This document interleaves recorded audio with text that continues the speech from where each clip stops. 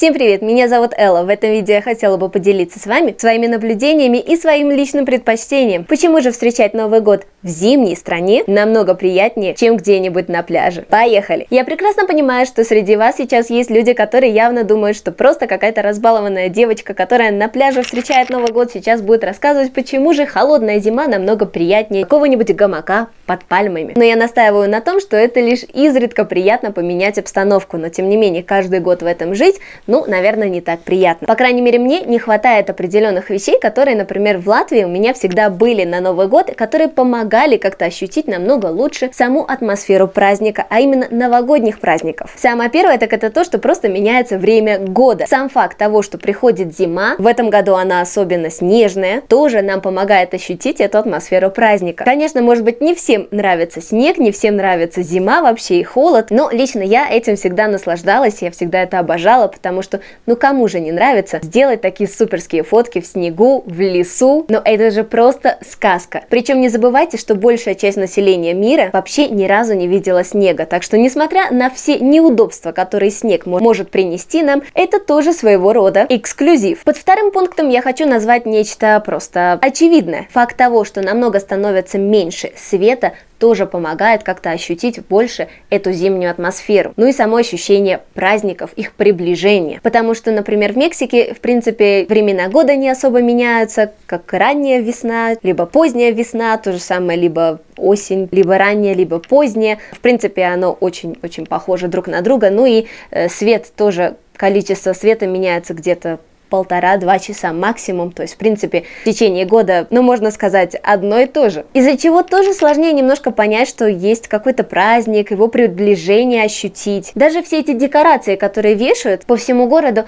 они тоже намного лучше смотрятся все-таки уже ночью, с подсветками, со снегом, а не просто когда поставили какие-то искусственные елки, а то и просто какие-то зеленые конусы. Их красиво украсили, и вроде бы все здорово, но тем не менее это не та самая обстановка, которую ожидаешь, от каких-то рождественских праздников. Может быть, это именно связано с тем, что для меня это нормально, я выросла в этом. Местные, что знают, тем и довольствуются. А мне хочется настоящей елки. Но таких, по крайней мере, в Мехико, я еще не видела. Хотя сами елки здесь есть. И опять-таки, согласитесь, в северных странах весь этот новогодний декор тоже немножко придает больше радости. Тем более, если ты едешь, например, рано на работу, либо поздно с работы, и всегда темно, но хотя бы есть снежок, который немножко может осветлить улицы. То же самое, когда есть эти декорации, все равно как-то становится повеселее. Здесь же такого, особо не ощущается. Такого же эффекта это все не создает. Дальше следует всякие базарчики новогодние, которые тоже ставят именно в это время, где можно купить горячее вино, попробовать какие-то сладости, которые будут именно на этих базарчиках определенное время.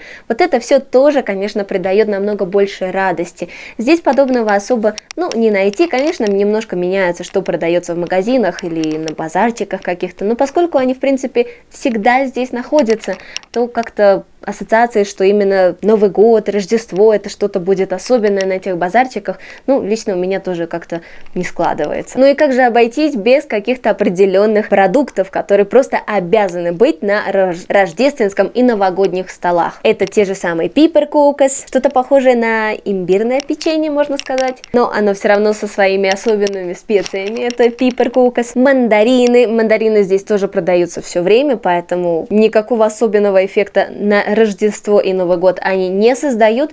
И хурма, которая тоже, наверное, должна присутствовать на многих столах. Здесь, кстати, многие о существовании хурмы вообще даже не знают, хотя, если очень поискать, ее даже здесь можно найти. Следующий пункт, который тоже надо упомянуть, так это то, что все-таки в новогодние праздники люди становятся добрее, улыбаются больше, могут заговорить с кем-то незнакомым на улице, в магазине, в очереди и так далее. То все равно как-то люди становятся немножко добрее. А та суматоха, которая происходит особенно 31 декабря, все бегают, чтобы что-то докупить для новогоднего стола, либо же какие-то подарки докупить, все равно тоже придает особенную атмосферу. Поскольку здесь, например, люди, в принципе, все время улыбаются, достаточно радостные все время, то тоже как-то не понять, что Новый год это что-то особенное. В Латвии, по крайней мере, поскольку люди, обычно достаточно холодные, закрытые, то именно в это время особенно ощущается вот это вот волшебство, магия этих зимних праздников. Ну и, наверное, самое главное, чего на пляже вы, скорее всего, не найдете где-нибудь под солнцем, так это бой курантов, которые оповещают о том, что один год уходит, а другой приходит, и который, конечно, надо встречать в кругу семьи, друзей с бокалом шампанского. Так что все вот эти вот мелочи тоже на самом деле предоставляют огромную радость и удовольствие, и, скорее всего, в какой-нибудь тропической, жаркой стране, на море, на пляже, на солнце,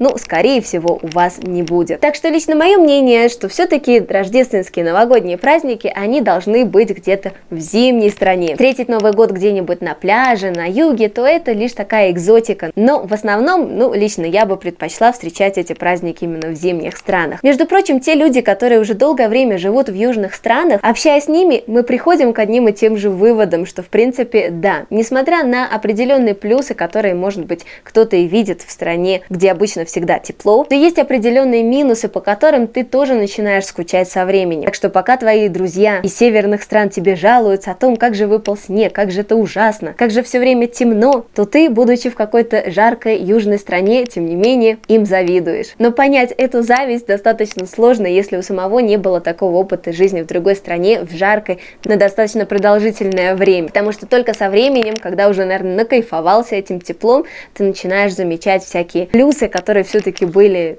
даже на всем этом холоде, морозе, пробках, слякоти и так далее, которые зимой обычно тоже приходят. Так что если в этом году у вас нет никакой возможности куда-нибудь уехать в южную страну, встретить Новый год на пляже, то не печальтесь, все равно ваш Новый год, Рождество явно тоже будут полны счастья, радости, сладости, разных вкусностей, ну и самое главное, любви и семейного тепла. Ну а, кстати, если хотите пополнить свое меню какой-нибудь экзотикой, удивить вашу семью или друзей чем-то новым, то в следующем видео я хочу поделиться с вами некоторыми блюдами с мексиканского, рождественского и новогоднего стола. Так что обязательно подписывайтесь на канал, жмите на колокольчик, чтобы получать оповещения о том, когда появляется новое видео, и делитесь этим видео со своими друзьями. На этом у меня все. Увидимся в следующем видео.